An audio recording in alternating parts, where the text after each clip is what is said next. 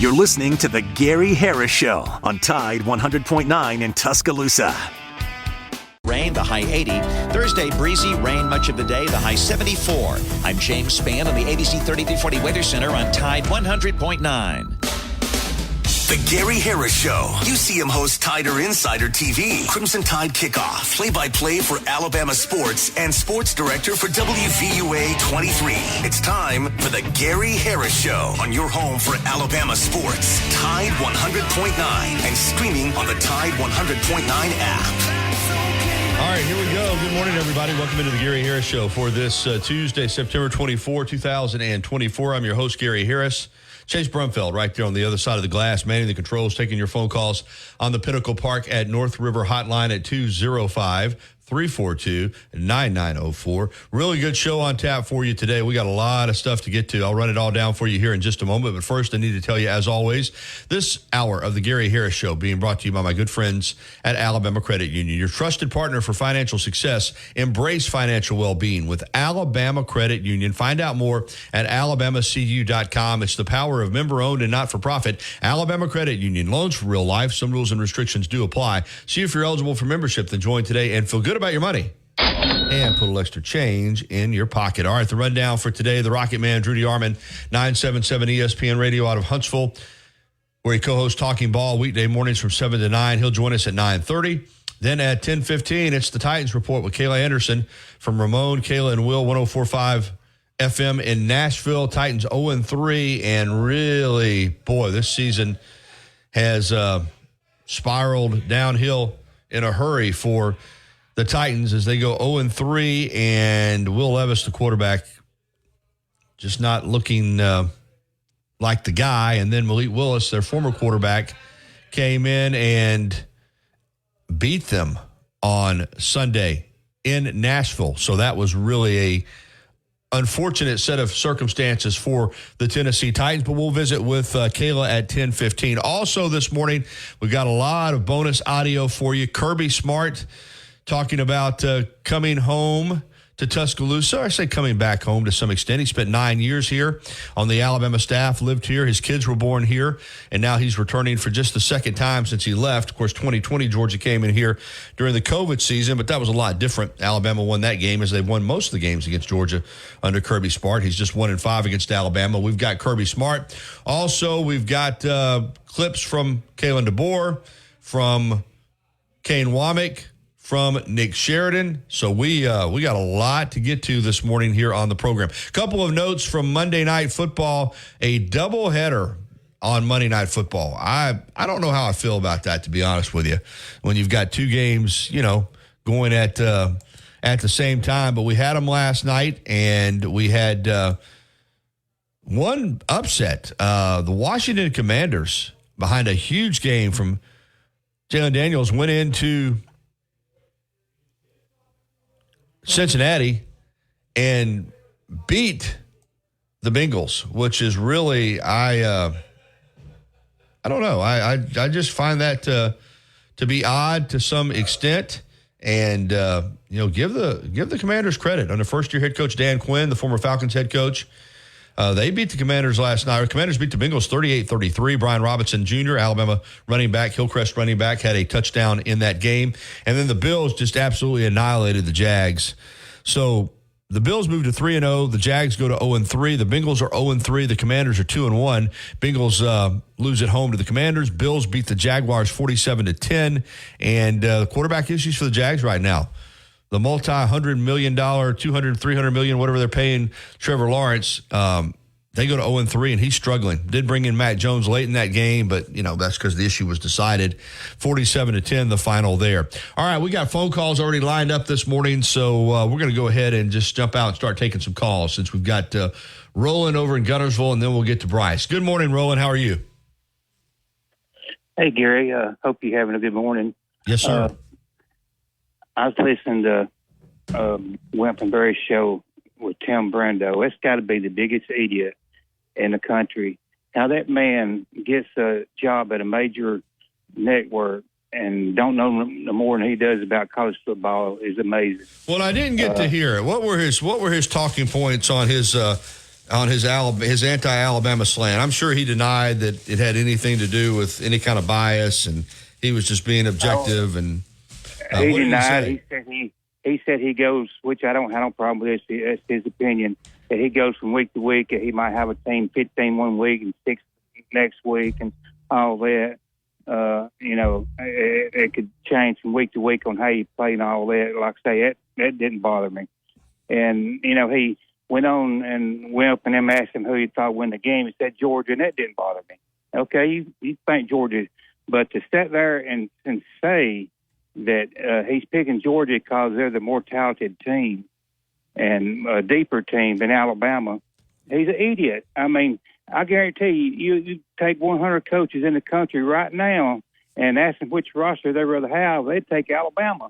I mean, well, did Whippenberry ask Brando when's the last time he picked Alabama to win a big game? No. I think it's been a while. I think every big game that I can remember Alabama's played in the last few years, he's picked against them. When I say big game, I'm talking about a game where there's some doubt as to whether or not Alabama will win it. I think he's picked against them.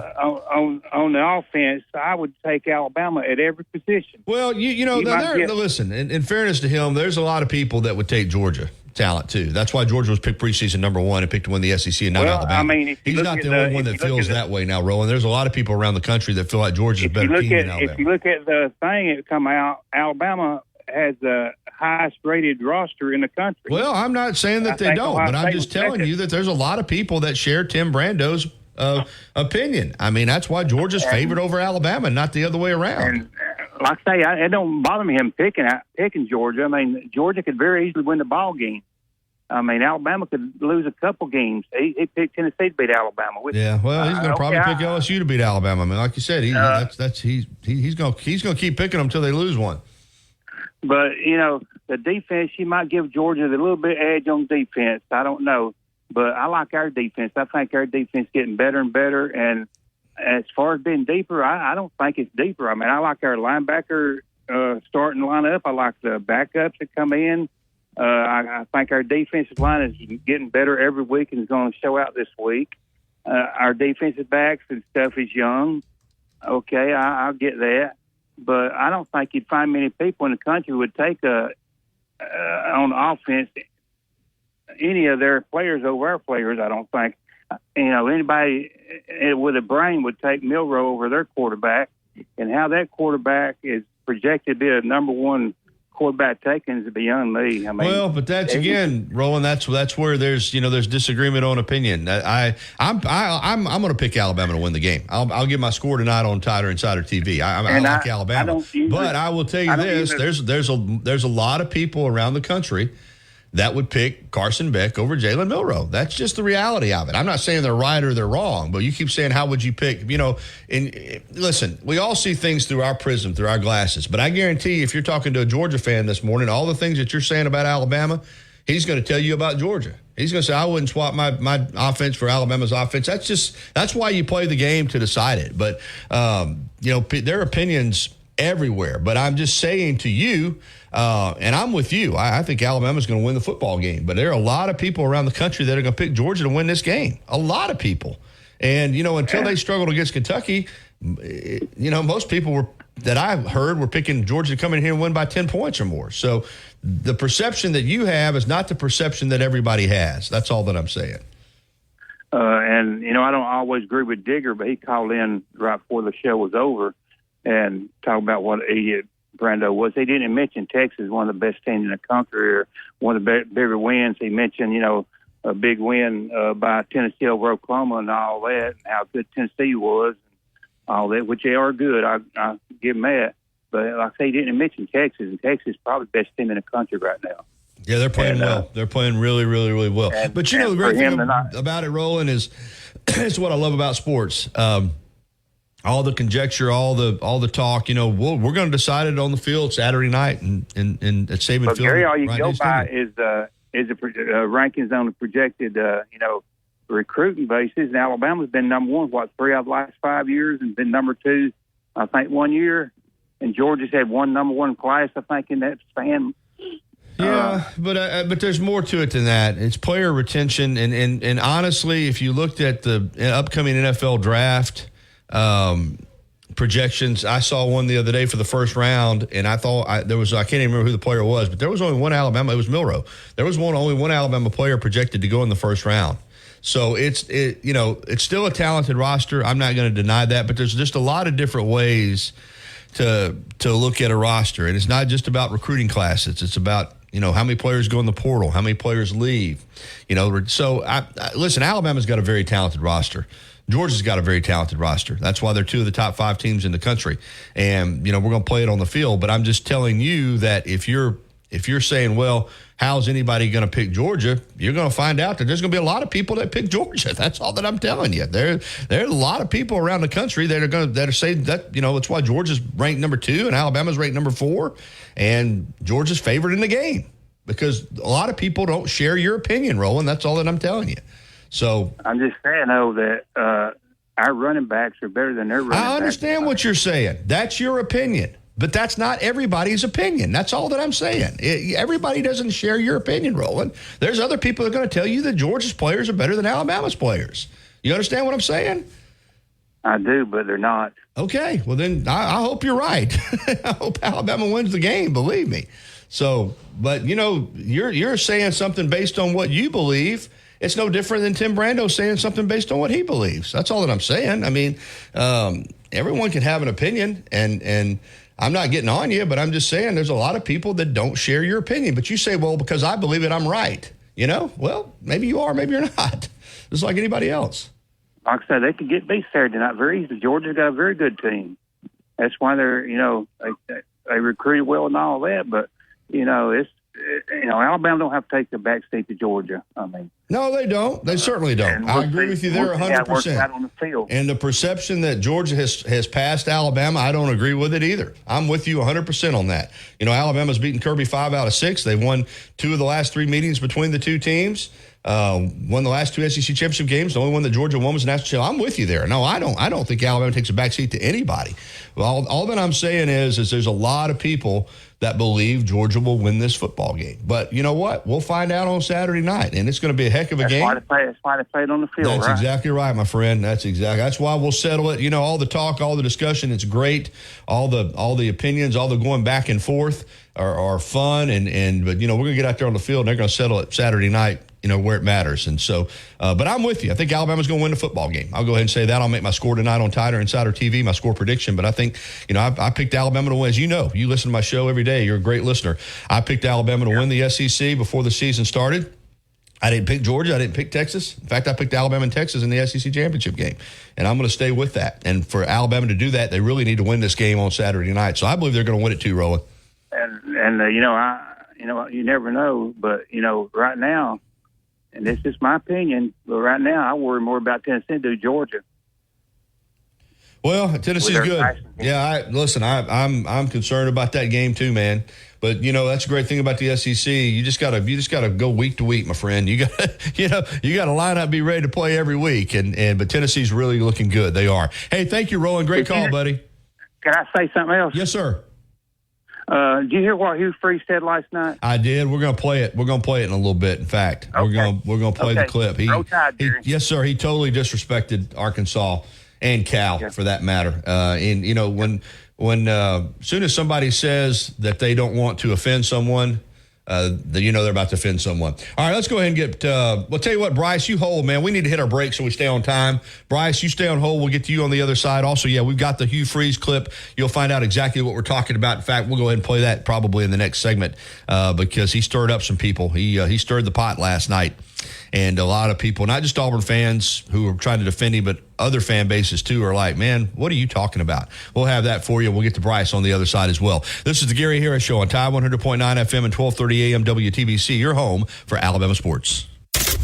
Here's what's trending on the Tuscaloosa thread. Good Tuesday morning. Polls will be open until 7 o'clock tonight across the city of Tuscaloosa, only for a referendum within the city. The vote will be proposed on an $11 mil property tax for the city schools. Passed, it would be the first property tax increase in Tuscaloosa in more than 40 years. Click TuscaloosaThread.com for more local news, sports, and weather coverage all throughout the day. It's absolutely free. Don Hartley, Town Square Media, Tuscaloosa. As much as Innisfree has evolved, it will always be that place to escape and have a good time. Whether it's for a game day weekend, to reminisce on college days, or to create new memories, if you're looking for a good time, there's only one thing to do. Head to the Free at 1925 University Boulevard. And don't forget about the Lucky Lunch Meat and 3 special, Monday through Friday from 11 a.m. until 2 p.m. Get a meat and 3 vegetables for just $8.49. Or for a lighter appetite, try the Lucky Lunch soup, salad, or sandwich combo. I'll see you at the Free. Life doesn't wait for when your finances are in perfect order. It just happens. But no matter what surprises come your way, Alabama Credit Union will be here to help make it affordable with great personal loans, mortgages, and auto loans. They offer an easy application process and fast decisions so you can stay focused on feeling good about whatever life brings your way. Alabama Credit Union will be here to help make it affordable with great personal loans, mortgages. You can spend less time searching and more time connecting with talented candidates. Visit Indeed.com/credit and get $75 towards your first sponsored job. Terms and conditions apply. Since 2011, Billy's Sports Grill, located on Main Avenue in historic downtown Northport, has been serving their legendary signature chicken sandwich, award-winning wings, and handcrafted cocktails. Billy's is also the spot to watch all your favorite sporting events with big screen, high-definition televisions, both dining rooms, at the bar, and outside on the beautiful patio. Come by and say hello to Kim and Lisa, the Billy's Management Dream Team. Billy's, good food, good friends, and good time. Tide 100.9 Tuscaloosa weather. A partly sunny sky today. A few spots could see a shower or thunderstorm this afternoon or this evening. The high today 91, the low tonight 68. Tomorrow cloudy with occasional rain, the high 80. Thursday breezy, rain much of the day, the high 74. I'm James Spann on the ABC 3340 Weather Center on Tide 100.9. You're listening to The Gary Harris Show. For Alabama sports. Tide 100.9 and streaming on the Tide 100.9 app.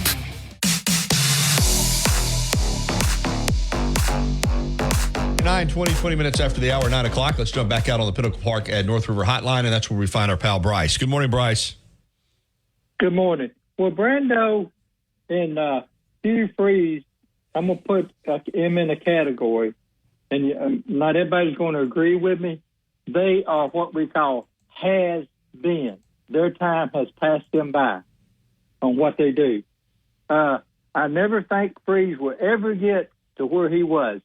He is too arrogant to admit that it's his fault when his team loses. He's going to blame it on somebody else.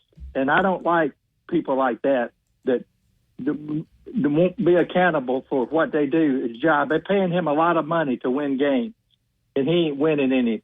And I'll stand by what I said. I'm getting a little worried, Gary. I'm afraid that he don't win some games, they're going to fire him, and I don't want him going nowhere. So I'm a little nervous right now. Tell Philip to cheer him a little bit more and make sure they win a couple of games where they won't fire him. We got to call Philip out. Well, you've done it every time you call in, you call him out. So, well, I mean, I'm sure. Don't you think I should? I don't tell you what you should say or not say. I'm just saying I'm sure he's aware that you called him out about saying Auburn was going to be good. So you've been saying that they weren't going to be good, and he said they were going to be good. So I think, you've made that clear.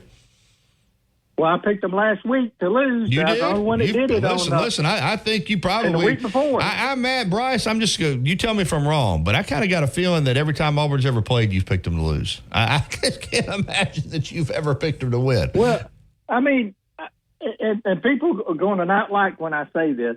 Now, I really like Brian Harsin because he was a just down-to-earth guy. Not because he didn't win any games at Auburn. I liked him as a person. I would cheer for them when they played, if we believe it or not, and because he wasn't like all the other Auburn coaches have been there. Auburn people didn't like him, so yeah. I liked him as a person. He was a great person. He's kind of like Mike Shula. He was a great guy, but he didn't win a lot of games. Yeah.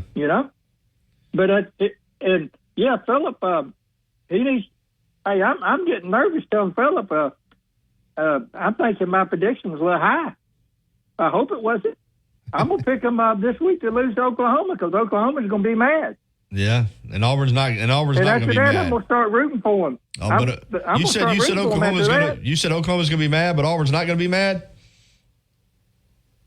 Well, their coaches got, and what he said about Arkansas, why don't you shut your mouth and coach football? Well, we're about to play that here in just a minute. We're going to go ahead and let people hear. Well, I heard it already. Yeah, but I'm going to play it for some other people that maybe haven't heard it. So, you know, Wester's show To Drive, right?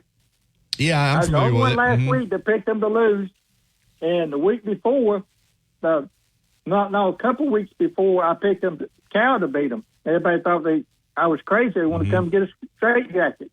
And our boy out in Dallas, you know who I'm talking about. Oh yeah. You don't like when I say his name. Cowboy. You know what I'm talking about. I'll say it. Yeah, go ahead. Yeah,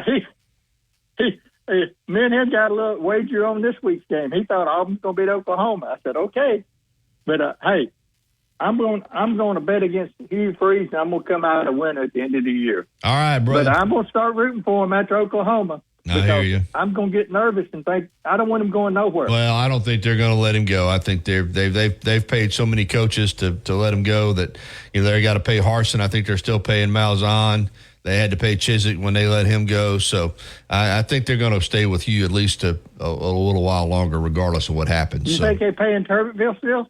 No, I think he's probably finally out from under their deal, and Chiswick probably is too. But they paid him for a while, that's for sure. All right, Bryce, good to hear from you, my friend.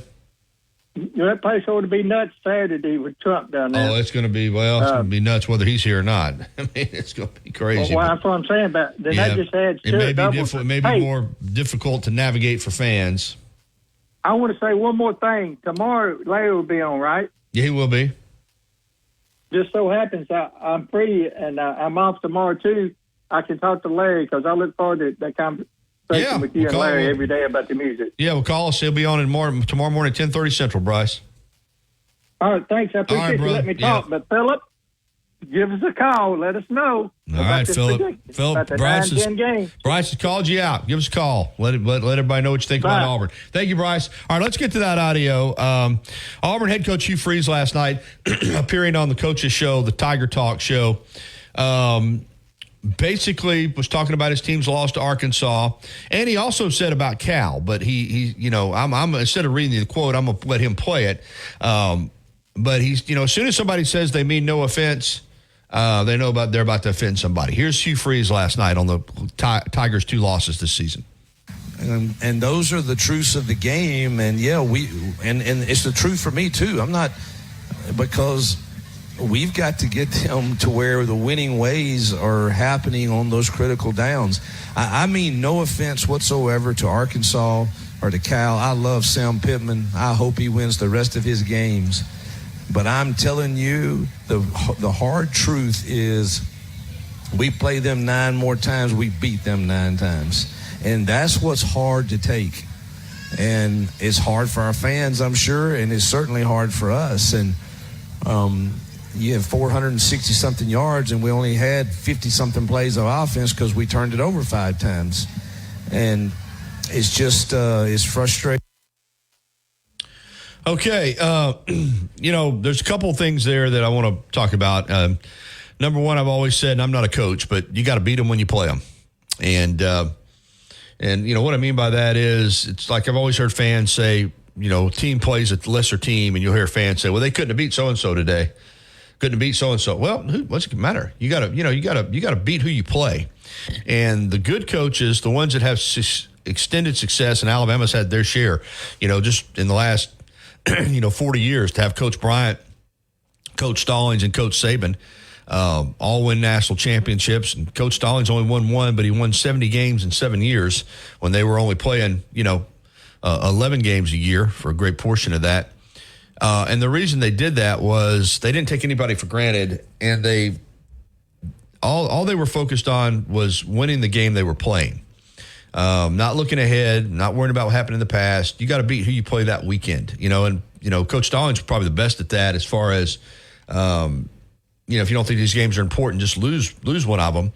And, again, I would hear fans complain about Coach Stallings. Well, they only beat so-and-so 14-10. Well, how are they going to beat so-and-so if they can only beat so-and-so by so-and-so? Well, because you got to beat who you're playing. And just because you win a game against a lesser opponent or who you perceive to be a lesser opponent by a score that's less than what you think it should be doesn't mean you won't beat Tennessee or you won't beat LSU or you won't beat Georgia. That's where fans get in trouble with the score comparisons and how did you play against this team. And that's why a lot of Alabama fans, I think, have fallen into a trap about, well, look at what Georgia did against Kentucky. Well, Alabama fans ought to know that better than most. They've seen Alabama struggle at times, not often, but at times against teams that they should have blown out and thought, well, and then come back and play a great game. You know, last year in the Iron Bowl, my gosh, 4th and 31 to win that game. You know, you could have said, well, they don't have a chance against Georgia. But Alabama fans didn't feel that way. They knew they had a chance. What Georgia did against Kentucky's got no bearing really on what's going to happen on Saturday night. I think Alabama's going to win the football game, but don't fall into the trap of, well, they look like this against this. It's a whole different game, whole different environment. Stakes are raised. So, you know, we all want to say, well, Alabama didn't look good against this team. You know, Alabama gave up, you know, plays to South Florida.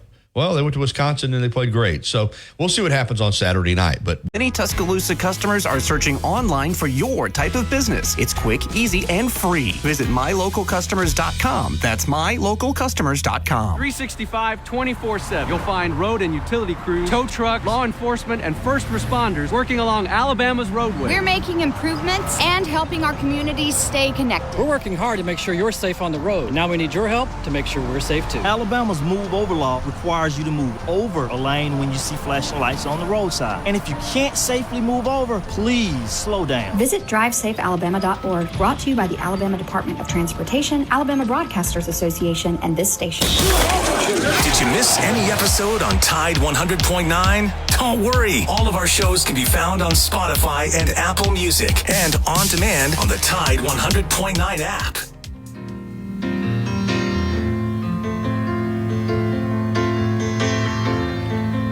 .933, welcome back into the Gary Harris Show. It's time for the Rocket Man, Rudy Armand, 977 ESPN Radio in Huntsville, where you co-host Talking Ball with Scott Tyson. Weekday mornings from 7 to 9, does a lot of other media, and joins us on Tuesdays. How's it going, Drew?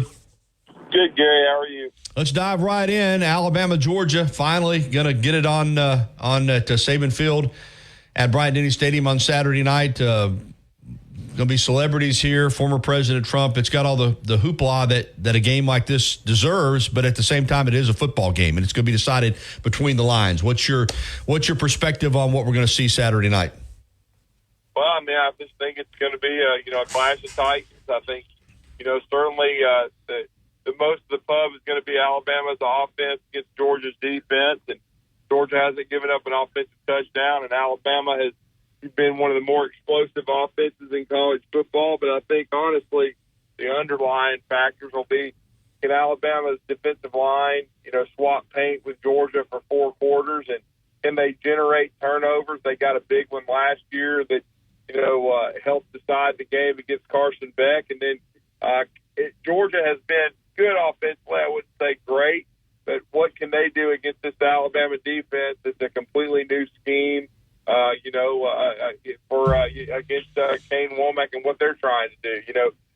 There's so much been said about Alabama not showing everything on offense and defense, and certainly I know that Georgia, played a quality opponent in Clemson in the first game, but I'm sure they've held some things back. So I think it's a great matchup, and certainly I know there's been a lot said about, Kalen DeBoer filling Nick Saban's shoes, and how is he going to do in big games? Well, he's 12-2 in big games when you count, what he did at Washington and throughout his career, even at Fresno State. But I think he's going to do just fine. And I think the only way that there'll be some overreaction no matter who wins. But I think if it's as close a game as I believe it will be, I think what you're going to the prevailing thought will be coming out of the weekend is that these are 2 of the 4 or 5 best teams in the country, and probably are going to play each other again at some point, whether it be in the SEC championship game or in the playoffs. So I think they're both very, very good football teams that are well coached, and I'm actually fascinated to see the new style of Alabama football under Kalen DeBoer and how he attacks Kirby Smart. Nick Saban had a lot of success and went 5-1. This will be Kalen DeBoer's first shot, but he's already kind of seen an up-and-comer that's kind of trying to follow him Kirby's, in his shadow, and that's Dan Lanning, and he's had a lot of success against him. So I'm anxious to see what he does against the guy that, Lanning, kind of cut his teeth under, and that's Kirby Smart. Yeah, that's for sure. That's absolutely for sure. When you look at key matchups in the game, Drew, I mean, there are a lot of them, but, a couple that you think are critical for, from the Alabama perspective, to have success in this game. Well, I mean, it's real simple. I mean, I still think it's a line of scrimmage game. I mean, Alabama's defensive line has been good at times, and at times I think has lacked intensity. I think they've got to play, to their full capabilities for 4 quarters, or at least close to it. They've got to, they've got to find a way to slow down the Georgia running game, get some pressure on Carson Beck, because if you let him stand back there, Beck's a processor. He's going to really hurt you. And certainly ETN, they faced his brother at Clemson. They know how talented he is. You've got to stop the run, because Georgia's got him and Nate Frazier. That's kind of their new, combo at running back. I know Branson Robinson will get some touches too, but you've got to stop the run first and foremost, because that's the reason Alabama won a year ago. And again, that goes to my point. I think Alabama's offensive line, the new offensive line that's only played together one game, they've got to do a good job against a really, really good front at Georgia at giving the running backs, Jam Miller, Justice Haynes, room, and then Jalen Milroe. Jalen Milroe can make plays with his legs, but he can also throw the football. And if you can give Milroe time, I think they've got a difference maker in Ryan Williams that can make plays. I think he's better and more explosive than anybody Georgia's got. I think Georgia, Dominic Lovett is certainly solid. I think Bell is too. I think Bell's kind of being underrated in this whole thing. But again, I think and Arian Smith certainly can make big plays and has against Alabama before. But I think, the biggest thing is Alabama's got to play well along the offensive and defensive lines, because if they do, it allows Milroe and the skill guys offensively to make plays up front on offense. And defensively, if your front's playing well, then it definitely helps that young back end that's very talented, but, hasn't been in a big game like this. Drew, one team's going to win and one team's going to lose. There's just the way it's going to work. No ties anymore in college football. So both teams are going to have to go on, and both teams are still going to have a very good chance to get into the college football playoff. But let's be honest, a loss in this game with the teams left on the schedule will make it tougher to get to Atlanta. We'll have a much more smaller margin of error, and for the winner in this game, let's be honest, they'll have a little. They'll have a little bit of a buffer. I mean, this game, if you win it, you'd have to kind of screw it up not to get into the college football playoff after a win like this. Wouldn't you agree with that? Well, I mean, I think it sets you up well. I mean, Alabama doesn't have to play Texas and Ole Miss, but Georgia does. So, I mean, Georgia's got a difficult part of their schedule coming up. Alabama's still got, some difficult road trips, even though with Harold Perkins going out with an ACL, I think, and what we've seen out of LSU's defense more and more, I think, the Bayou Bengals, that road trip to Louisiana, I mean, Alabama should pay property taxes in that place anyway. I just think Alabama, that's a good matchup for the Tide. Auburn's struggling right now. We'll see what happens with their quarterback position and if they can right the ship. They've got Auburn coming to Tuscaloosa, no question about that. And again, Alabama's got some tests. They've got to certainly, when you think about it, with how their schedule has set up, they've got some difficult road trips coming up, especially to Tennessee. Tennessee looks very daunting right now. Tennessee looks very good. But, yeah, no question. I mean, the winner of this game, they're going to get a lot of buzz, perhaps being the best team in the country, especially if one of the two teams wins impressively. Now, we saw Texas win impressively in Tuscaloosa last year, but let's not forget, Alabama had the lead at the start of the fourth quarter, and Texas closed it out. I think this is going to be a one-score game, and the team, that has the football in the last couple of minutes is probably going to win it. I don't expect either team to pull away from the other. I respect Georgia a lot in what they do, but, I mean, certainly it's a game that will give you a lot of confidence, and you're going to find out where you are. I mean, I think both teams have played decent schedules early. If I had to give a slight edge to one team over the other, I'd probably give Georgia because they went to Kentucky. who has a very good defensive team. But I think that South Florida team is a pretty good football team that Alabama beat, at home in week 2. And I do think Wisconsin, I don't think they're super explosive, but I think they're well coached. I think they're a bowl team. Are they a college football playoff team? No. Are they as good as Clemson? Probably. Probably not. So I'd probably give the slight edge to Georgia and who they've played. But I think Alabama, their schedule hasn't been terrible. I think Western Kentucky is a bowl team. But I think both of them are taking a big step up in class this week, and it's going to be interesting to see how both teams react. And then we kind of knew what to expect of Alabama in big games under Nick Saban. Gary, they usually always answer the bell.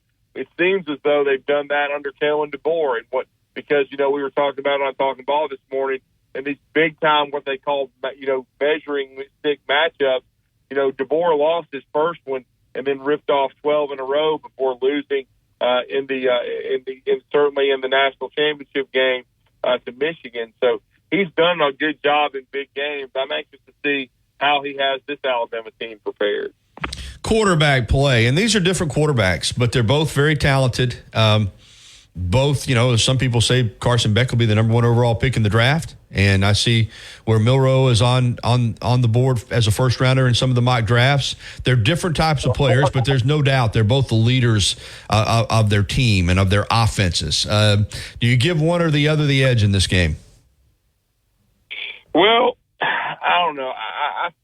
I know Milroe outplayed him slightly last year, and that was a big key to Alabama getting the 27-24 win. And I don't think that Beck played poorly. I think he played well.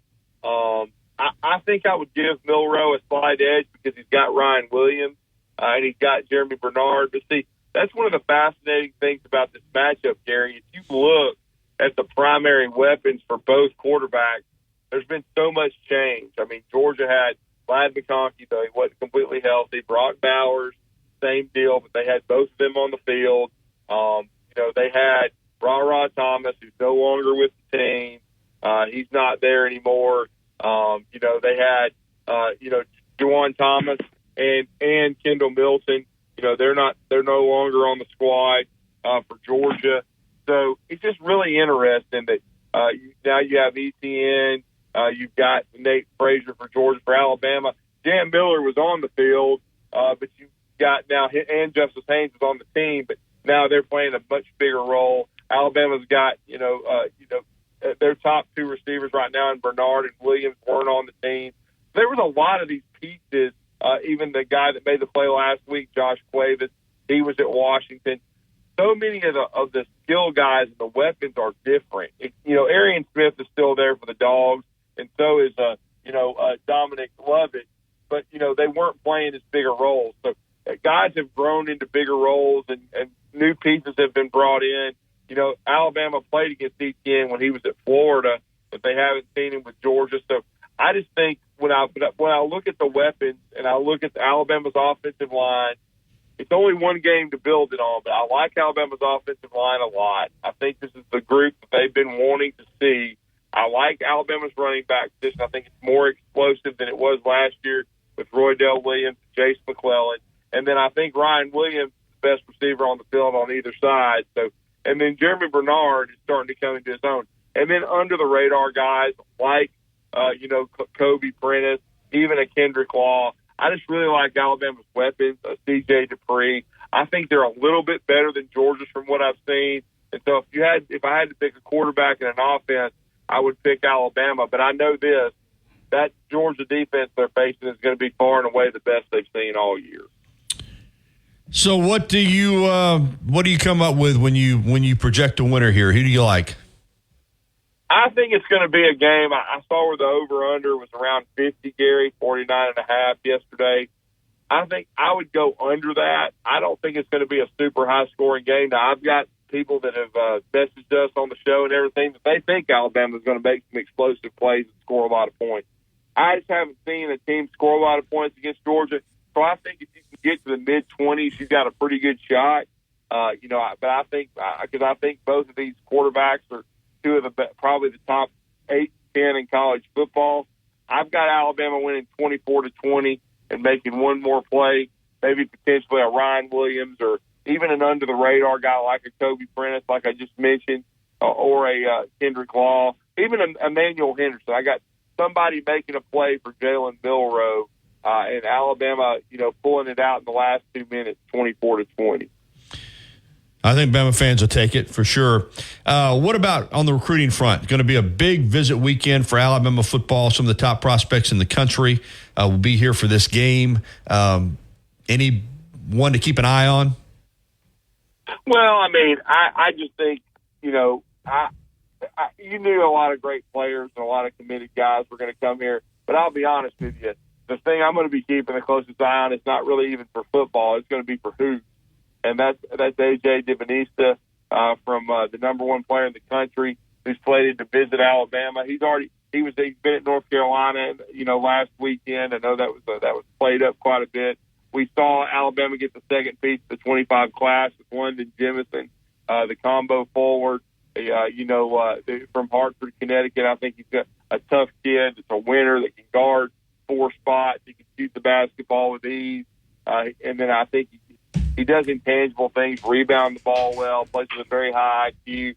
So I'm actually kind of keeping an eye on AJ because I know there's a lot of people, and I've said it on your show, that think BYU could have the inside track because of the relationship with the new coaching staff there, and he's playing at a prep school in Utah. But I've also heard Alabama has a very legitimate opportunity. So when you get the guy on campus, you never know.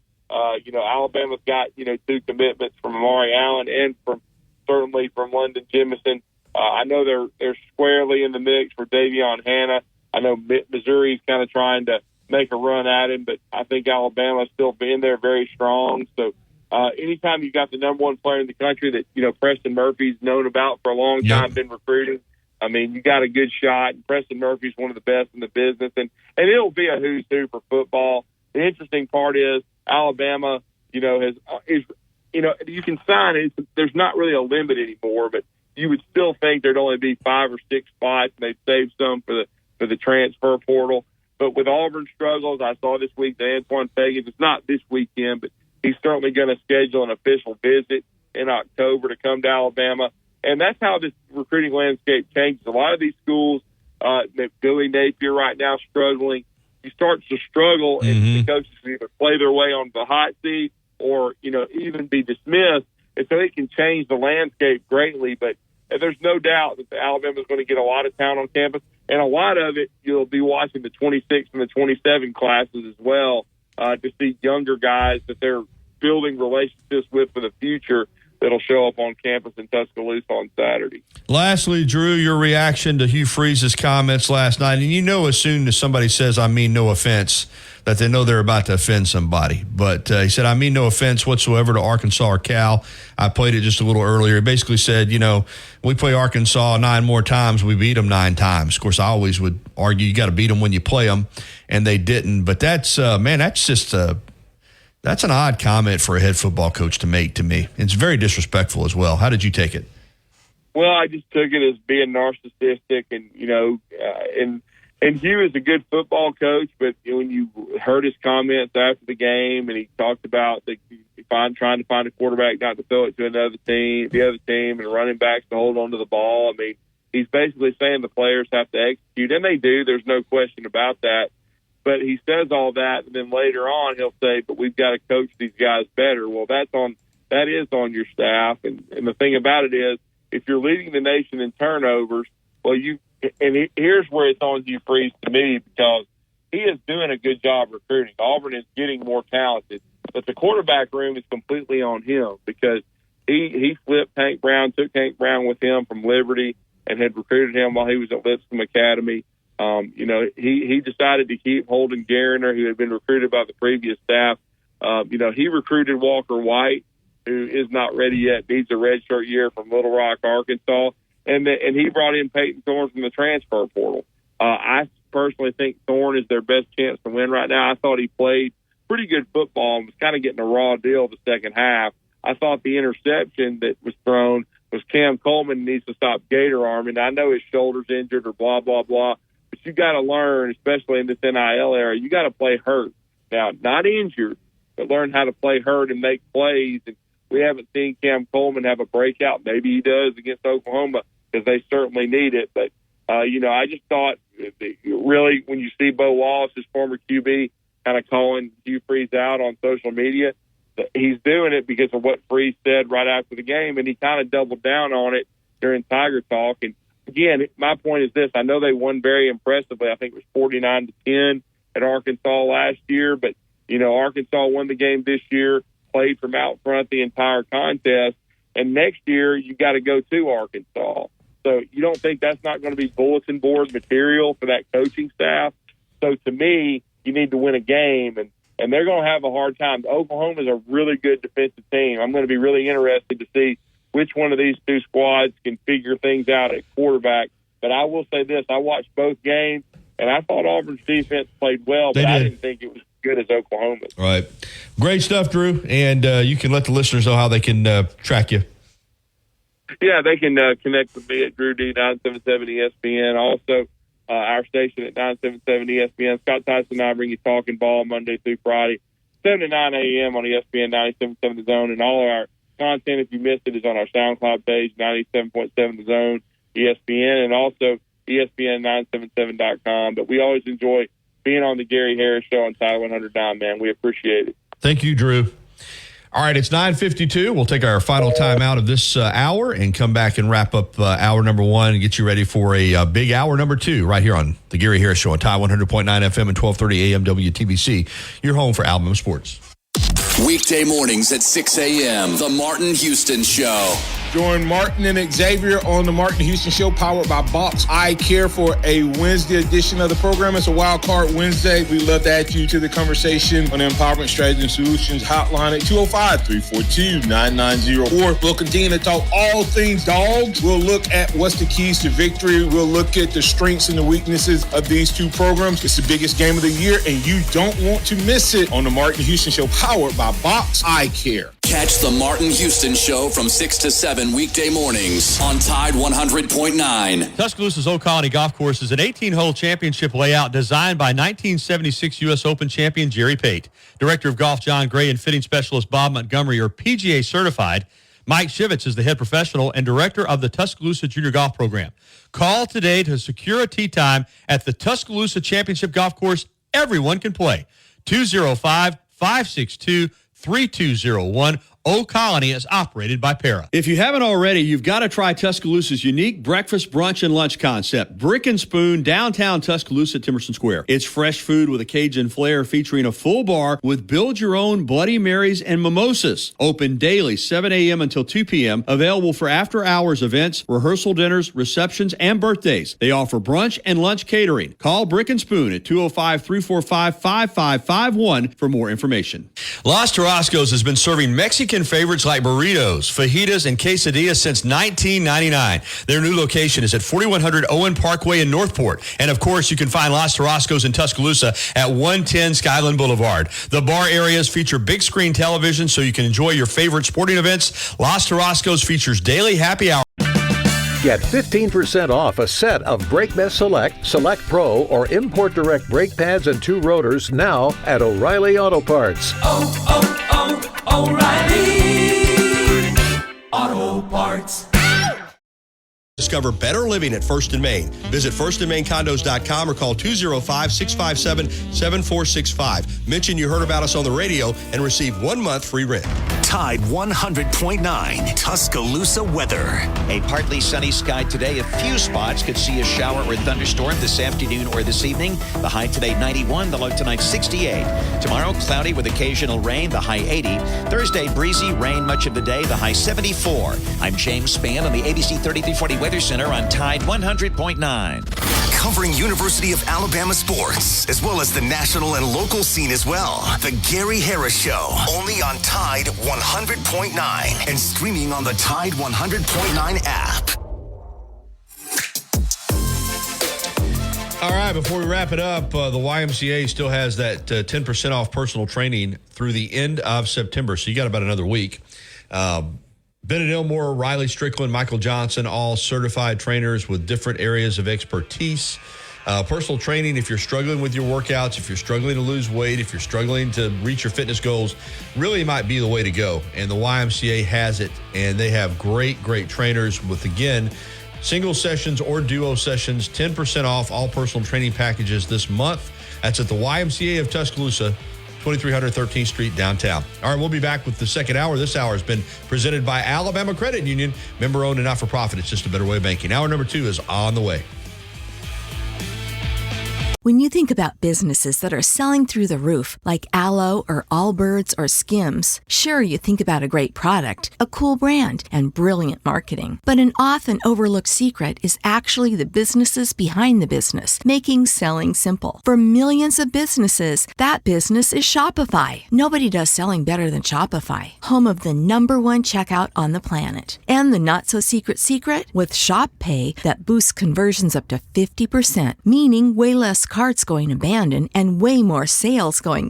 So if you're into growing your business, your commerce platform better be ready to sell whatever your customers are scrolling or strolling on the web, in your store, in their feed, and everywhere in between. Upgrade your business and get the same checkout Skims uses. Sign up for your $1 per month trial period at shopify.com/try, all lowercase. Go to shopify.com/try to upgrade your selling today. Shopify.com/try. We're at higher risk of landing in the hospital from RSV, and there are no prescription RSV treatments. Check eligibility and schedule your RSV vaccine at vaxassist.com. Sponsored by Pfizer. WTBC Tuscaloosa and W265CG Tuscaloosa, a Town Square media station. Tide 100.9 and streaming on the Tide 100.9 app. From the Fox Sports Studios in Los Angeles, here's Kevin Wyatt. Monday Night Football saw the Washington Commanders beat the Cincinnati Bengals 38-33 as Jaden Daniels had 3 touchdowns. Also went 21-23 passing for 254 yards, adding 39 yards on the ground as Washington improves to 2-1 on the season, while Cincinnati now finds themselves in a hole at 0-3. The Buffalo Bills demolished the Jacksonville Jaguars 47-10 as Josh Allen had 4 touchdown passes. Damar Hamlin got his first career interception. Trevor Lawrence now has lost 8 straight starts dating back to last season. And in Major League Baseball, the Phillies have won the National League East, beating the Cubs 6-2. It's the first time they have clinched the division since 2011. The Gary Harris Show. UCM host Tider Insider TV. Crimson Tide Kickoff. Play-by-play for Alabama sports and sports director for WVUA 23. It's time for the Gary Harris Show on your home for Alabama sports. Tide 100.9 and streaming on the Tide 100.9 app. Hour number 2 of the Gary Harris Show. Gary Harris and Chase Brumfeld right here on Tide 100.9 FM, 1230 AM, WTBC. It's 10:01 on Tuesday, September 24, 2024. Wide open for phone calls in this segment on the Pinnacle Park at North River Hotline 205 at 342-9904. And a quick word about Pinnacle Park at North River. These townhomes, this community of townhomes, you got to see them to believe them. They're just that nice. Uniquely designed near beautiful Lake Tuscaloosa. Great walking trails, landscaping. Each townhome is unique, and 4 bedrooms, 4 bath. You can find out more at pinnacleparknr.com. That's pinnacleparknr.com, or you can contact them via phone as well if you want to take a look. 205-310-7191, 205-310-7191, and go take a look and tell them you heard about Pinnacle Park at North River on the Gary Harris Show. All right, in the next segment, Kayla Anderson with a Titans report. Tennessee Titans, despite a lot of good vibes going into the season, have kind of self-destructed so far this season. They're 0-3 and in trouble. Good news is they're in a really bad division. The AFC South is not good. The Texans are the best team, 2-1, but the Jags are also 0-3. The Colts are 1-2. So when you're in a weak division, you're not out of it yet, but they better start playing a lot better. We'll have that coming up in the next segment. All right, let's talk Bama, Georgia. And great interview with Drew, I thought, breaking it all down. Some good phone calls in the first segment, I thought Roland, has strong opinions that Alabama has a better roster than Georgia. And that's certainly fine. There are others that have the opinion that Georgia has a better roster. I just think they're two really, really good teams, two very talented teams, two well-coached teams. And so with that in mind, I do think the home field is an advantage for Alabama. And I also think that it's going to come down to what usually decides these type of games. Turnovers, mistakes, being sound in the kicking game. You hear it over and over, but it's true. In big games where the margin of error is small, you miss a field goal here. You go for a 4th and 1 and don't make it. You have a costly turnover either deep in your field or deep in the other teams in the red zone, and it's going to cost you the game. So that's just the reality of it. So, we'll have to wait and see. All right, let's get to some phone calls. I see we've got Cowboy out in Dallas, and then we got Ellis who just called in. All right, let's get to the Cowboy. What's up, my friend? Bryce gets fired up about Auburn, doesn't he? Oh, yeah. He has no objectivity whatsoever. I mean, who would have picked Cal to beat them on the road? Come on. I said it. I don't think he's ever picked Auburn to win a game. You barbecued him with that one. That was What's going on? That was funny. Oh, not much. How do you think this thing's breaking down? Well, I think it's going to be a heck of a football game. Obviously, I'm going to stay with Alabama. I'll get my score prediction tonight on Tider Insider TV. I don't know exactly, what I'm going to pick it score-wise, but I said before the season, when a lot of people weren't giving Alabama a shot in the game, I just think when you're Alabama and you're the defending SEC champion and you're playing at home on a Saturday night, I'm going to pick the Tide. Having said that, I have a lot of respect for Kirby Smart. I mean, clearly what he's done, and you say, well, Georgia's, been good for a while, but he's the guy that got him over the hump, man. He was the guy that was able to take the recruiting base, take the talent, and get them past just being good. And, if Mark Richt could have beaten Alabama in that 2012 national SEC championship game, they would have won the national championship, but he couldn't do it. And he could never get over the hump in those kind of games.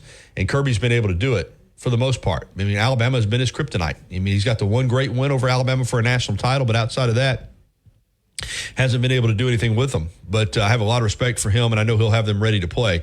So Alabama will have to earn it.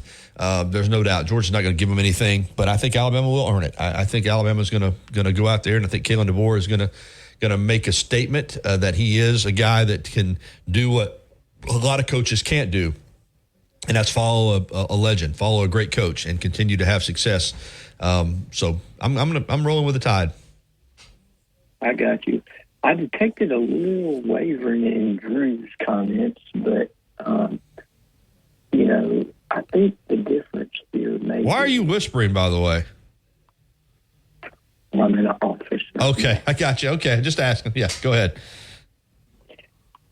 So, Ryan Williams may be the difference. Yeah, and I'll tell you how he could also be the difference. Let me tell you this. He could be the difference without being the difference. And what I mean by that is because Georgia is going to game plan for him.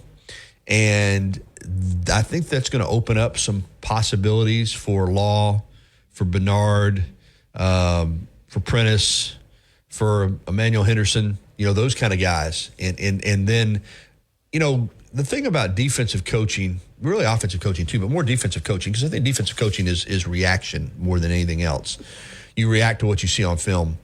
And Georgia's broken down the film. They're going to have a game plan.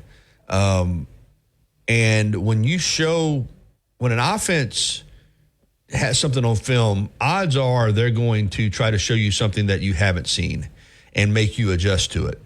And then if Georgia adjusts to it, then there's a chance that Alabama goes back to what they've done on film. In other words, Alabama's going to have some wrinkles on offense. But some of them could involve I hate the word decoy, because if Ryan Williams is open, they're going to throw him the ball. You know that. But knowing what Georgia has seen on film, using Ryan Williams to clear things out, to send him downfield, open some stuff up underneath, and make Georgia adjust to that. And then when Georgia adjusts to that, and maybe they go back to playing in a defense that gives Ryan Williams an opportunity to get some one-on-ones, then you can attack. But I think initially in the game, I think Alabama's going to have a plan, I think, to get some other guys involved. Yeah, then kind of hold him for the killer blow. He's an exceptional player. Oh, he's unbelievable. He's unbelievable. He could be on an NFL team right now. With Cole Adams still dinged a little bit, I think he and Mbakwe, Ryan Williams got a punt return in last against Wisconsin, which I think is good because I think you could see him in that role some. So yeah, I think he can. That's the thing about the great players, man. They can impact the game in different ways, and sometimes it's without the ball being in their hands. And I think that you could see him impact the game where Georgia is coming in with a focus of, hey, we can't let Ryan Williams get behind us and beat us deep, and he clears things out. And they got two guys running with him down the field, and then you run somebody underneath, and Milroe hits them, and they're running for a while. So that's the beauty of a guy like that. The other team defensively is game planning for him, and it gives you, I think, an opportunity to do some other things with other players to make big plays. Yeah. Well, what's the weather going to be like? Right now it's looking, it's looking pretty good. I had Richard Scott on yesterday, and then last night at 10, I was in the studio watching him do the weather before I did the sports. If it holds its current track, and we're going to get some rain, pretty heavy rain on Thursday. It looks like into Friday, but then he seemed to think it would be clearing out by, early Friday, and then Saturday should be really nice. High of like 80, they're saying. So right now it looks great. I hope we don't. We need a good soaking. The only thing that would really be bad is if for some reason it turned a little bit, and you wouldn't want to get just a deluge of rain. 6 to 8 inches, 2-3 inches, something like that's great. That field drains well, but right now all is looking good. As good as it could, based on what we have seen from a pending hurricane.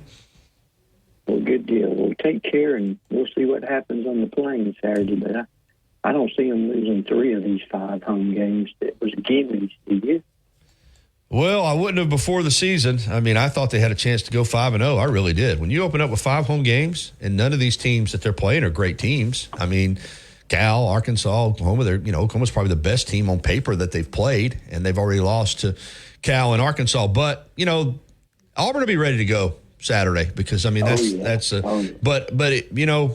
said that, I think this is going to be a defensive game. I think that's just going to be a lower scoring type game. I think both teams have real good defenses, but it wouldn't shock me the way it's going for Auburn right now if they lost it. And if you're 2-3 before you go into that October road stretch, that's going to be bad, really bad. Yeah. Auburn needs to win that game Saturday against Oklahoma. I can tell you that. I think they will. Yep. They may very well. It's a new road trip for Oklahoma. They've never been there before. It's going to be a little different for them, It will be, but they're a class program. They'll be ready. Hey, I got to get to another call, Cowboy. Appreciate it, man. All right. Yeah, be good. Thank you. All right, let's get to my pal Ellis up there in the Volunteer State. He probably doesn't like me referring to it as that, but from Tennessee. What's going on, Ellis? Not much. I just, my confidence levels, right there. Oh, I know you're all, Alabama tees it up. You're confident that they're going to win. There's nothing wrong with that. Just like I told Roland, I said, Roland is 100%, Roland's confident, and that's good. But I did remind him, just like I'll remind you, that when you have 2 really good teams playing, everybody's not going to share the same opinion that we share. There's a lot of them Georgia people now. They think, yes. They think they're going to roll in here and lay a whipping on Alabama. That's what makes it a great game, man. You got two good teams with 2 passionate fan bases. Both believe they're going to get it done. I just think we got, we got a lot of good playmakers. For wide receivers, besides Ryan Williams. Sure do. I agree with that. And like you said, we can use him and open it up for one of them. to catch the ball. I don't think there's any doubt about it. Like I said, I think that Georgia's going to have a defensive game plan based on what they've seen on film, and I think Alabama's going to make them adjust to something else. And I think some of that could involve Ryan Williams without the football. So, we'll see. But then again, Georgia's going to do the same thing. I mean, both these teams are going to be game planned up and prepared, and it's going to come down to not just how the players play, but it is going to come down to how the coaches adjust within the game, to how the game's being played. So, it's a chess match at this level when you have two football teams of this caliber. It's physical and it's football, but it's also mental, and it's also adjustments and chess match. So it's going to be fun. That's all I tell you. I'm glad I'm going to be there, buddy. I can tell you that right now.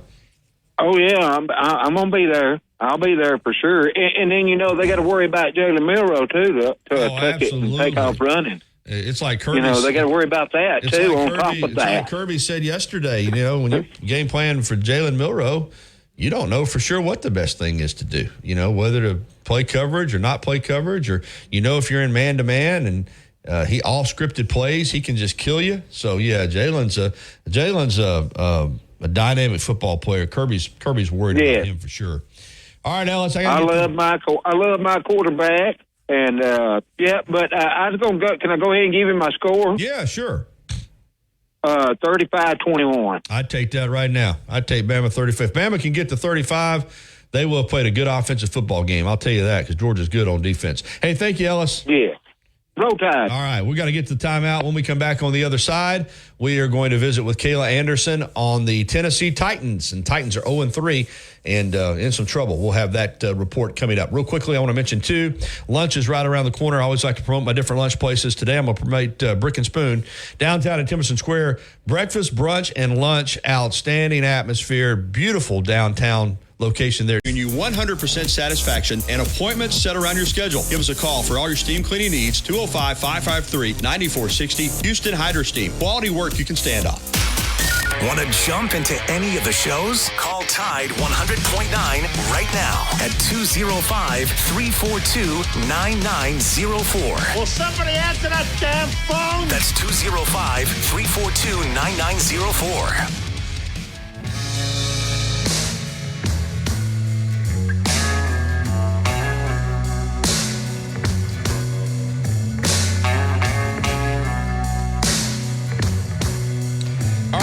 It is 10:18. Welcome back into the Gary Harris Show. And when you hear Tennessee Whiskey, you know it's time for the Titans Report with Kayla Anderson, Emmy-winning sports anchor now on Ramon, Kayla, and Will on 104.5 The Zone in Nashville, and gracious enough to join us every week to talk Tennessee Titans football. And I'll be honest with you, Kayla, with the enthusiasm that was coming out of training camp and the positive vibes and Hopkins and Ridley and Levis looking good, improved offensive line, I did not expect this team to be 0-3, but they are. Yeah, Gary, and nice to talk with you guys. It is amazing now because now we're looking at the NFL as a whole after this third week, and there are only 3 teams that are 0-3 to start the season. 2 of those come out of the AFC South with, obviously, the Jacksonville Jaguars and Cincinnati Bengals are obviously in a different division, the NFC, but then the other one in the AFC South is your Tennessee Titans. And yes, 0-3 is not what this fan base thought that they would be facing to start the season. I think at least they thought to get, a 1 win out of those 3 would have been possible, let alone 2 if you really think about the first 2 games and not have those boneheaded mistakes. I think those were both winnable games. So the kind of feel around here is already in kind of swaying towards the maybe trade the bench the quarterback and start the veteran Mason Rudolph. I mean, those conversations are already starting to heat up here. And they've got one more game on Monday before the bye week where they really could make some changes. But, Gary, I think fans have already kind of, in a way, given up on this team, and that's crazy to say, but it's a new, regime. But at the same time, they're just not getting any of the results they were looking for. And the defense was the best thing that they saw out of the first 2 weeks, and that completely went the opposite direction last week. Yeah, it's been a mixed bag of errors, and we'll get more to the Rudolph situation in a moment. But they absolutely gave the Bears game away. should have won the Jets game. But then, as you said, on Sunday, the Packers come in, and to add salt to the wound, Malik Willis cast off from the Titans, which I didn't blame him for letting him go to Green Bay. Based on what I had seen from him, I thought Levis was the better option. But here he is as a backup in Green Bay, and Jordan Love gets hurt, and he comes in and just torches Tennessee with his legs, and more impressively, some with his arm. And then you're sitting there watching the game thinking, well, maybe the Titans chose the wrong quarterback, Kayla. That was a rough one on Sunday. It was a rough one. That is the last thing that this team wanted to do, was lose to, their former quarterback, who really wasn't ever more than a, second, third stringer here. And nothing against Malik Willis. Honestly, Malik Willis grew a lot during the first few months he was here under the new offensive regime. Bo Hardigree, the quarterback's coach here, and Bill Callahan, the offensive play caller and the head coach here. He did have some growing moments in camp, and you saw that in preseason.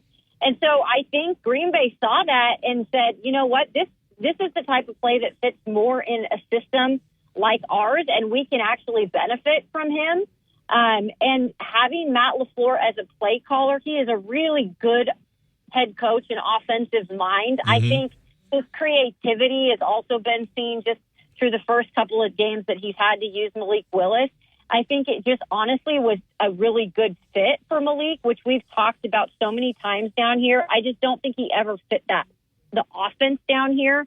And even this new offense with Brian Callahan, I don't think it was a complete fit. So I think it was the best case scenario for him, and give Matt LaFleur a lot of credit too for coming up with the right game plans for the last 2 weeks for Malik. And he did expand though on that game plan from the first week using Malik. You did see him pass more. He didn't turn the ball over again. So, Malik Willis, give him credit. He came out here and beat his former team, but that's the worst thing that could have happened to this current team, because you're right, Gary, he ran all over this defense, which came into that game as the number one overall defense in the NFL. They were 10th in run defense. Jeffrey Simmons said prior to that game, no one runs on the Tennessee Titans. Well, guess what? They ran for 188 yards in that game, and they completely dismantled this defense. They had 7 plays of 20 yards or more. So explosive plays they let happen the entire day. It was a complete nightmare for this defense that I think a lot of people thought was pretty legit and was the only real massive, positive of this team to start the season. Will Levis, I'll tell you what, hold off on him. You mentioned something earlier about fans giving up, and you're right, they shouldn't, because the one benefit the Titans have is they're in a weak division. It's been that way for a while. The Jaguars look like a wreck. The Colts aren't very good. The Texans are the class of the division, and yet they got blown out at Minnesota. I think they're a really good team. I don't know that they're infallible. I mean, if you could turn it around, let's say you could go to Miami and get a win, and the Dolphins aren't what we thought they would be. Tua's out. Right. Now Skylar Thompson's hurt. If you could just win a game if you could win Monday night at Miami, you might have a different perspective on the entire season, because this is a division where if you're going to start 0-3, you're in the right division to start 0-3 in, Kayla, right?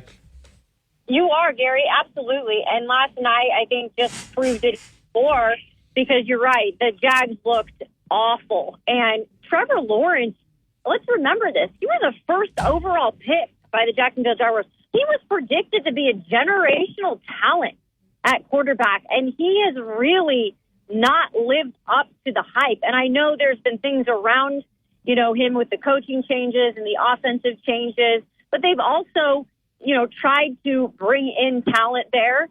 They brought in Doug Peterson to try to help with that type of play calling. I know he gave up the play calling this year, but, there's been opportunities for Trevor to kind of get right, and he just hasn't been able to do it. And then I think the Houston Texans will be fine. I just think, they maybe even step back a little bit this year, because we always know it's a bit tougher when there's more tape out on the quarterback, which there is now in C.J. Stroud, and good defenses are going to give him trouble like the Vikings did. And then the Indianapolis Colts, they have just as big a question mark at quarterback as Will Levis I mean, that's just as much of a question mark. They're lucky they came out of that game with a win last week, but I don't think that they are going to pile up the wins moving forward with that quarterback play. So you're right, Gary. There is opportunity. I just worry that we've talked in the past about, Monday Night Football, and I know the Dolphins aren't, the team that they are with Tua. However, I think we knew under Vrabel teams that you would get these kind of upset games. That was like a token for the Titans, were these upset games where people were like, oh, they're out of it, right? I don't really know if that's the case because this team is all new personnel, new head coach. I don't really know what the culture is quite yet here because it was all feel-good happiness before, but now they're 0-3. How do they really battle back? How do they really respond in this hole? Gary, I don't know yet. And maybe we do see that on Monday, and that's kind of a start to build some momentum and kind of to show some culture. But right now it's been so just disorientated. I don't know what to think is what when it comes to this team. Yeah. I don't think anybody does. All right, let's get to Levis. You and I discussed this last week. I mean, he looks the part. There's no doubt about it. Big, strapping, physical kid, a competitor, and nobody doubts that. Big arm. But the decision-making has just at times been brutal. And, he's made some plays for his team, but he continues to make plays for the other teams. And that's a killer if you're a quarterback. And, again, I think you're right. I think they probably ride with him through the Monday night game. If they lose and going into the bye and are 0-4, you'd have to look at Mason Rudolph, wouldn't you? I mean, the guy has got a resume in this league of being able to play quarterback. If you're 0-4 and you don't have much happening with your offense and the quarterback continues to be mistake prone, they'll have to look at making a change, I would think. Yeah, I think that the NFL is just so much of a league now where it's, what have you done for us lately? And even if you want to try to ignore that, I mean, it's hard to do, especially when you're a brand new head coach. You've got a fairly new GM here. That's only been here for a couple of seasons, who's trying to help build, something from the bottom up, essentially, because you brought in all these free agent pieces. But when it all is said and done, you're trying to build a team that's homegrown. So I think you have to look at it at this point with Will Levis with 7 turnovers, by the way, this season. If this does not, turn out the way they want it to on Monday night, and maybe they could still not win the game, and Will Levis we could see improvements from Will, and maybe then it's not a benching situation.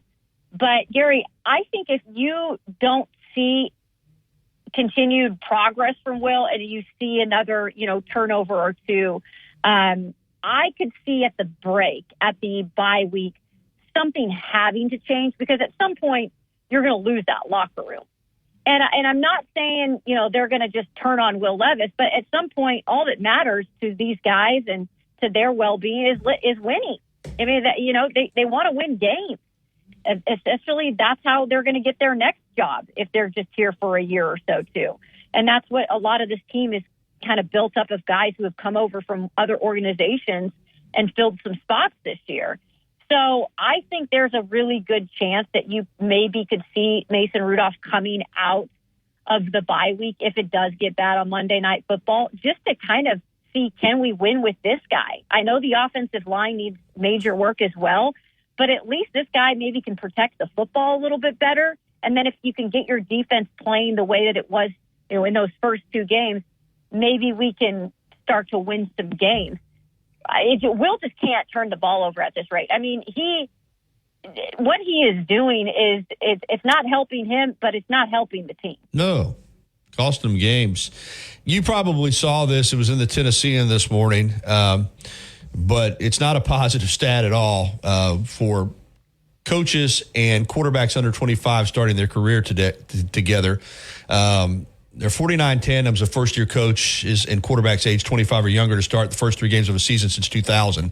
Levis and Callahan are the only seventh duo to begin with 3 straight losses, and it does not look good when you consider the others are Dennis Green and Josh McCown, Eric Mangini and Brady Quinn, Joe Judge and Daniel Jones, Urban Meyer and Trevor Lawrence, Robert Saleh and Zach Wilson, and Frank Reich and Bryce Young. Whether it was the coach or the quarterback there, that's not the company you want to be in, because none of those duos worked out at all.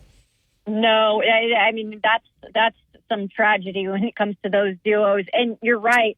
The last time even, Gary, this Titans team started off 0-3 was back in it was 19. What was it? Now I'm like blanking on the stat here. I don't know. So back in 2009, that's the last time this team went 0-3.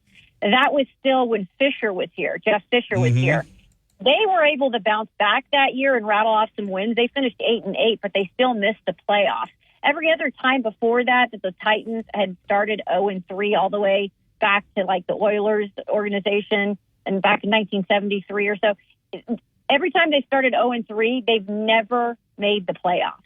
So that's just a jarring stat that kind of sticks with you if you're a part of this fan base, going even all the way back to the Oilers. But those duos, yeah, that's tough. And that's what's to remember, too, is Brian Callahan did not pick this quarterback.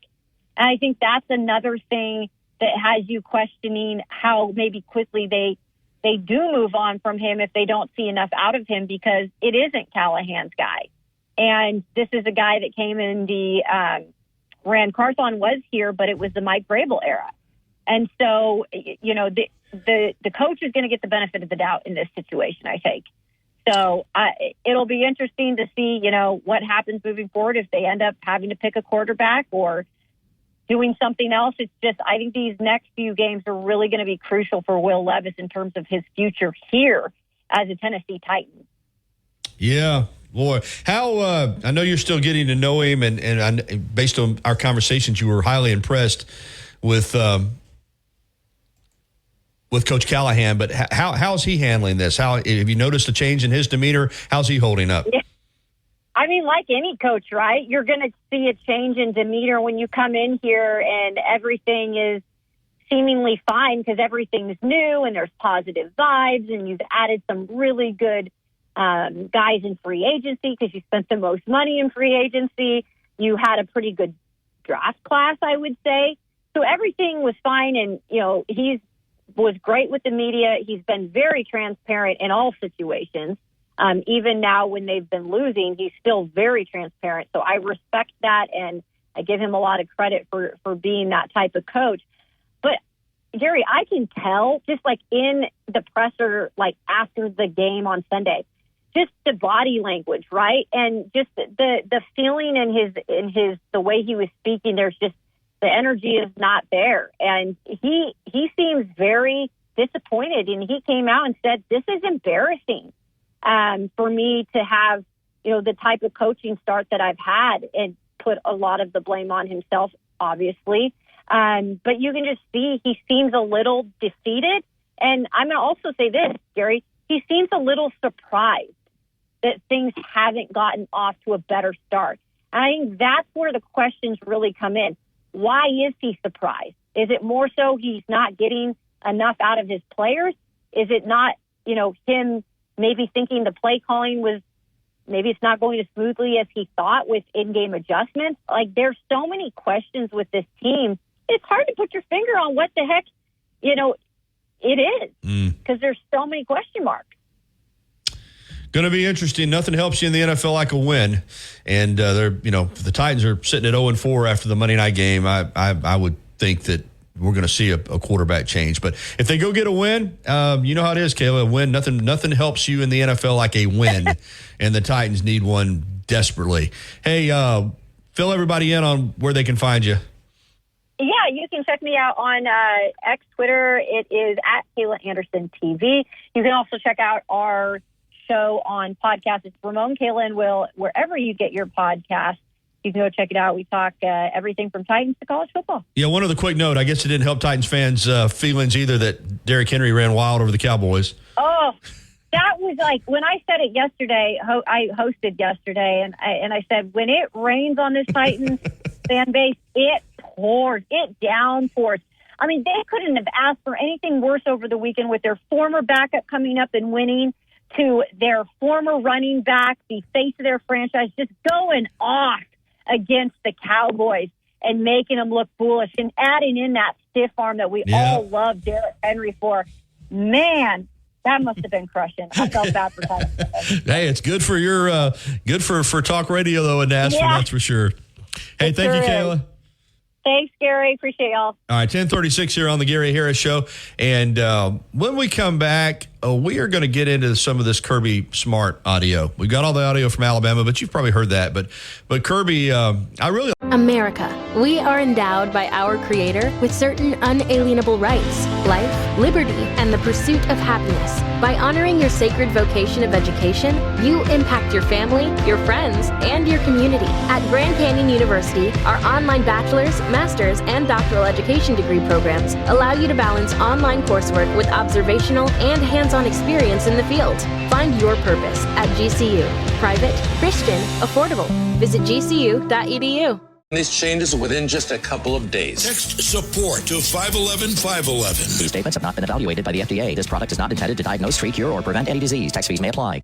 Tide 100.9 Tuscaloosa weather. A partly sunny sky today. A few spots could see a shower or thunderstorm this afternoon or this evening. The high today 91, the low tonight 68. Tomorrow cloudy with occasional rain, the high 80. Thursday breezy, rain much of the day, the high 74. I'm James Spann on the ABC 3340 Weather Center on Tide 100.9. You see him on WVUA 23 covering sports and on Tider Insider TV on Tuesday nights. Don't miss a minute of the Gary Harris Show. Weekdays from 9 to 11 on Tide 100.9. All right, 10:39. Welcome back into the Gary Harris Show. We will try to get to some Kirby Smart audio when we have an opportunity. Right now, we got phone calls. We got Robbie and Dulcie ready to go. Robbie Glenn from strikerstrong.org getting ready for that huge golf tournament on Friday at Bentbrook. And Robbie, it looks like the weather is going to cooperate with us. Yeah, I'm hoping. I try not to look at it too much, Gary. I know everyone's blowing me up, and I'm getting calls that I guess they know I'm awake at 3 o'clock in the morning, so I'm getting texts and calls. What happens if it gets rained out? Do we play Saturday? I'm like, no, it's not the way it works. But I think we'll be fine. I think we'll get it in. I still think it'll be a little wet, which with this many golfers playing, that hurts a little bit because it'll be slower play with cart path only, but hopefully it pushes on and it dries out. And that course dries pretty good. And Jeff and and Derek out there get it ready really good. So I think we'll be fortunate. I'm hoping. I know you are. I can only control certain things. You and I talked about this before. There's so many things in life that we can manipulate and control. Mother Nature, not one of them. She's going to do what she's going to do. And there ain't anything we can do other than react to it and try to prepare for it, right? Nope, that's it. And I've got contingency plans to make sure everybody still has a good time. If for some reason it did get canceled, That's right. I don't think it will. I've got tons of door prizes. A lot of people still be there. I'll make sure everybody still has some kind of good time, but we're going to get it in. We're going to play, and this is it for sleep. Like I won't be going to sleep now from here on out. Every time I'll be working on it. Every time I think about me and I don't sleep a lot either, and I've struggled with sleep. Then I always say, buddy, you got it made compared to Robbie Glenn, because you sleep less than anybody I think on this planet, and how you hold up the way you do is remarkable, really. But you do it. Guess you do what you have to do, right? Well, and also my wife helps tremendously. Lindsay, I was a little tired, and Striker had a bad night again, and it was controllable. It was okay, but he did one of his not going to sleep and required a lot of attention, suctioning. He was really, really junky, so we had to get it out of his lungs. So she stayed up. So I shut it down at 1, and I got up around 3:45. And she was still awake, and she stayed awake till 6. And then so now I looked on the camera, they're both asleep right now, and she's right by them. So, it's just part of it. It's a team effort. So, but yeah, getting ready for Striker Strong. Like I said, people can still come out, be a part of it. The weather's going to hold off. We'll have a bunch of people there. I talked to Coach Wimp Sanderson 2 days ago. He's still trying to be there. It all depends on how his health with his wife is that day, and I understand that. I got to take care of family, but you're going to, see you, Jake Coker, and Mick Gillespie are going to come out, and then they're going to go do their show, I think, at Innisfree after, where you normally are. So, but I think it's a later in the afternoon show. But I'm looking forward to Striker Strong, seeing a lot of my ex-teammates coming in town, and also getting ready for that game Saturday. It's just going to be, man, just who's who at this game. Yeah, it's going to be mega, absolutely mega. Well, real quick, what's your, because I'll be talking to you, but while I got you here, how do you feel about the game on Saturday night? I feel really good. I say that all the time because it's Bama, because normally we are the first time we've been the underdog that I can remember. I just feel really good. I think the teams, we're healthy. I know we had a couple players hurt in Wisconsin, but I thought they were back. I love the way we can play smash mouth, which you got to do against Georgia because they play that too. But we also have speed everywhere, and he has so many weapons to use. We have a stable of running backs. I like the way we're going to be going. I think we'll cover. We're underdogs, so I think we'll win by. I actually think by 10 or more. To be honest, night game in Tuscaloosa is going to be rowdy. It is going to be that. All right, quickly too.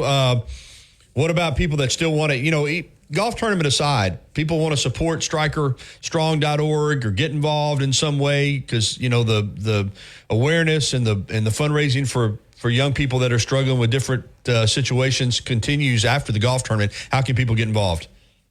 Yeah, you go to strikerstrong.org, and it has my email and everything on there. You can get in touch with me. You can come out to the tournament if you want. But we try to help all the way through the rest of the year with different we get involved with other charity golf events. We get in with other charities. We help Miracle League and Helena and other places. And if you have a child that's in need of medical equipment, and let's say the doctor prescribed it, but insurance turned it down, get in touch with us, and we'll do what we can to get that equipment for you as long as you have a prescription.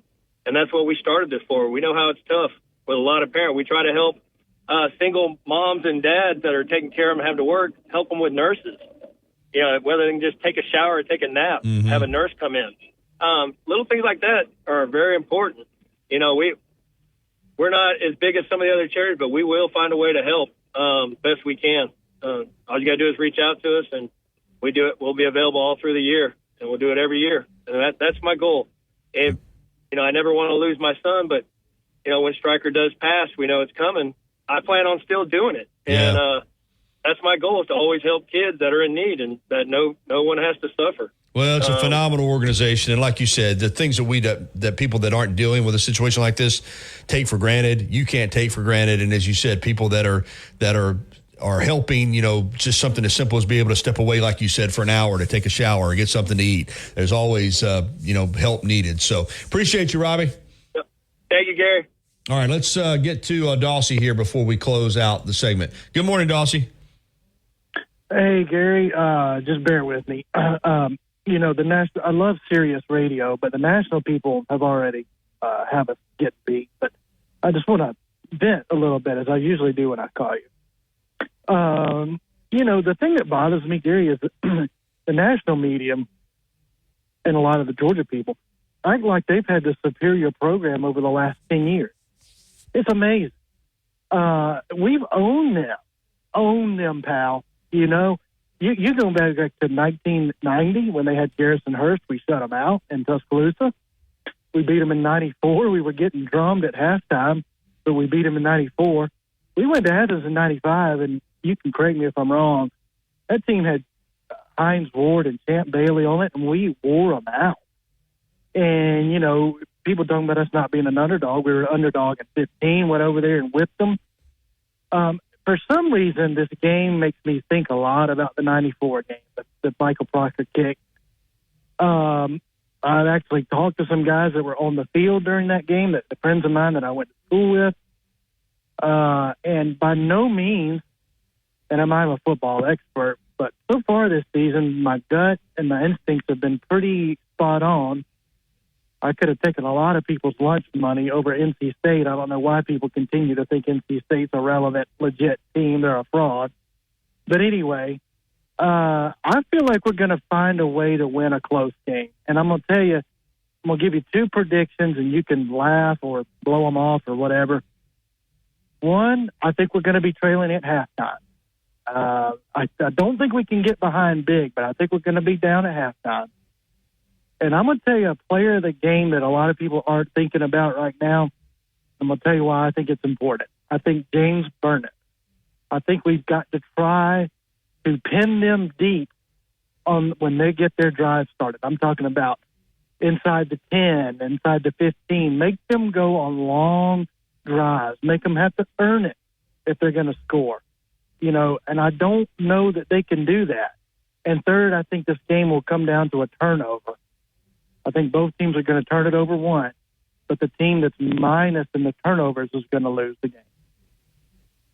Yeah, well, I mean, you make a lot of good points. I mean, football, like I said, big football games like this, a lot of times come down to who makes the least mistakes, you know, who takes care of the football. You know, I know there's obsessions now with going for it on fourth down and analytics, but games like this, when a possession ends in a kick, it's not always a bad thing, whether it's a field goal attempt, an extra point, or a punt. And being patient, waiting for your opportunities, coaching is going to be important. Yeah. But I think you're right on. You hit on a lot of good points, and you know, the game's going to be decided by probably the team that makes the less mistakes in the game. I mean, that's just the way it is. But you've seen the history of this series too, Gary. And being up here, I'm around a lot of Georgia people. I can tell you, I didn't get to hear your show today. I think you had talked to some people during the week about the Georgia feeling. They're nervous. They're very. I think you said paranoid one time. They're very, very nervous. They're more quiet than they usually are. And it just is amazing how the national media has this revisionist history that all of a sudden, you know, Georgia has been the better program. And I think your memory is as good as mine. Like I said, 1990. That's happened. A lot of that has to do with people just getting tired of Alabama. And like I've said before, Alabama's like they're like the Yankees, they're like the Cowboys, they're like the Lakers. I mean, they got tons of people who pull for them, but people who don't pull for them, most people that don't pull for them to lose. And Saban dominating the way that he did, people in this part of the country and nationally wanted somebody else to have, you know. So Georgia has been really, really strong, and they're doing some good things. But to say that they passed Alabama is not accurate. And Alabama beat them last year in the SEC championship game with everything on the line for both teams. And but that's fine. You know, as we've talked about before, it doesn't matter. Any of this conjecture, all the talk, all the analysis, they're going to settle it on the field.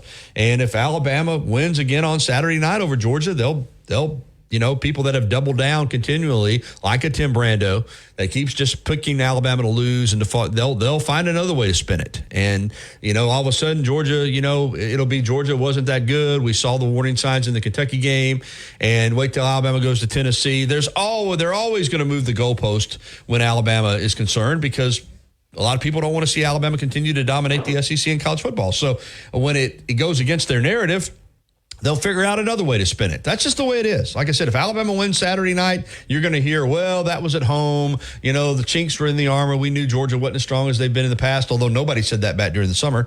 And then you'll hear, well, when they go to Tennessee, that'll be, you know. So anyway, you know, everybody's just waiting for Alabama to lose and waiting to pounce. Last year when they got beat at home by Texas and looked miserable at South Florida, the detractors thought they had what they had hoped for. They thought Alabama was done, going to lose 4 games, going to lose 5 games, and then the next thing you know, they're in the SEC championship game and they beat Georgia, who supposedly was invincible.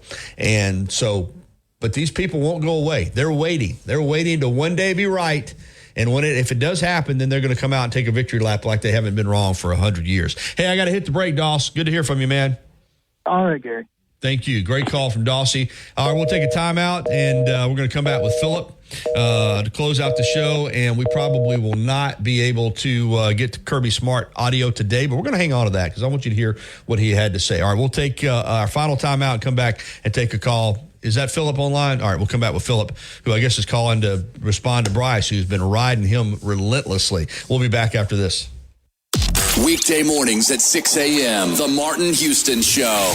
Join Martin and Xavier on The Martin Houston Show, powered by Box Eye Care, for a Wednesday edition of the program. It's a Wild Card Wednesday. We'd love to add you to the conversation on the Empowerment Strategy and Solutions hotline at 205-342-9904. We'll continue to talk all things dogs. We'll look at what's the keys to victory. We'll look at the strengths and the weaknesses of these two programs. It's the biggest game of the year. And feeling these changes within just a couple of days. Text support to 511-511. These statements have not been evaluated by the FDA. This product is not intended to diagnose, treat, cure, or prevent any disease. Tax fees may apply. Tide 100.9 Tuscaloosa weather. A partly sunny sky today. A few spots could see a shower or thunderstorm this afternoon or this evening. The high today 91, the low tonight 68. Tomorrow cloudy with occasional rain, the high 80. Thursday breezy, rain much of the day, the high 74. I'm James Spann on the ABC 3340 Weather Center on Tide 100.9. The best place for your high school football coverage is right here on Tide 100.9 and online on Tide100.9.com.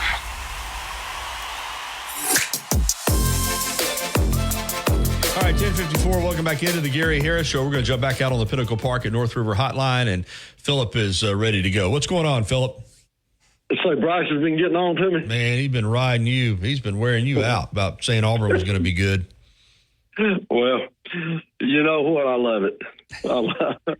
I love Bryce's phone calls too. By the way, he's a great caller and a great fan. I really enjoy listening to him. It's all in good fun. Oh, absolutely. It is. That's all it is. And like I said, I don't think Bryce has ever picked Auburn to win a game. So, well, tell Bryce I appreciate it. But anyway, what I was going to tell you, I work over here in the heart of Georgia Bulldog country in LaGrange over here every day. And the way they are looking at this game, they meaning Georgia fans, is it's kind of strange. They struggle against Kentucky, therefore they won't against Alabama. Yeah, I think that's the narrative. It's funny. But like I said, man, people are always adjusting, but you're right. Georgia, back in the summer, nobody was going to touch them, right? And they get into the season, and then they go to Kentucky, and they're very fortunate to win the game. And now it's, that's a wake-up call. We needed that. Like I said, I just don't put any stock into it one way or the other. I mean, this game is a standalone game. Whether they won by 30 at Kentucky or lost at Kentucky or won by 1 at Kentucky, they're going to be ready to play against Alabama and going to be ready to play either way. So I'm not buying into that. Well, that's going to give them more motivation. They're going to have them. Listen. That's probably the most overused narrative is, now they're going to be more ready to play. That's going to be a wake-up call. You don't need a wake-up call. This game was circled on the schedule for both these teams coming out of a bye week. If you needed something to give you more motivation to play in this game, I question your dedication to college football. I mean, both teams are going to be ready. That game's got nothing to do with anything. I'm with you. It's not going to make them play any better against Alabama than it would have if they'd have won up there by 40 points. So that's right. We'll see. Well, I just want to pass that along to you. I'm over here in the heart of it, and that's what they're thinking. They won't struggle they're because they spinning it struggle. probably because they're a little bit nervous. Like somebody called in earlier. Georgia fans are probably nervous from the standpoint that they all summer. I mean, ever since they lost last year, they hadn't wanted to say that Alabama deserved to win that game, and they've been saying they're the superior program, and now the pressure's on them because they come over here and take another rear end kicking. They're going to really have to work to spin that one. I talked to a couple of Georgia fans over here that scored tickets to the game, and I had to remind them because of the way they were talking. I said, you do realize this game's not going to be at Mercedes-Benz Stadium, right? And, I think that's some of their mentality. It's funny. They're going deep into enemy territory. They're not going to have the friendly confines of Mercedes-Benz Stadium for some of these new fans that only started watching games 5 years ago. Yeah, you're right. All right, Philip, I got to close it out, man. Good to hear from you, buddy.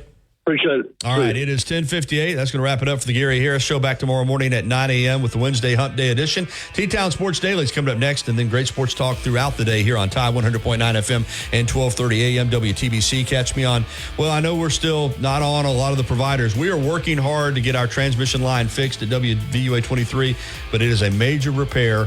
And in the meantime, if you can't get us on TV, you can watch us at WVUA23.com or download the WVUA 23 app. Tider Insider TV tonight at 6:30, plus your local news. I'll be back tomorrow for Chase. I'm Gary. Have a great day, everybody.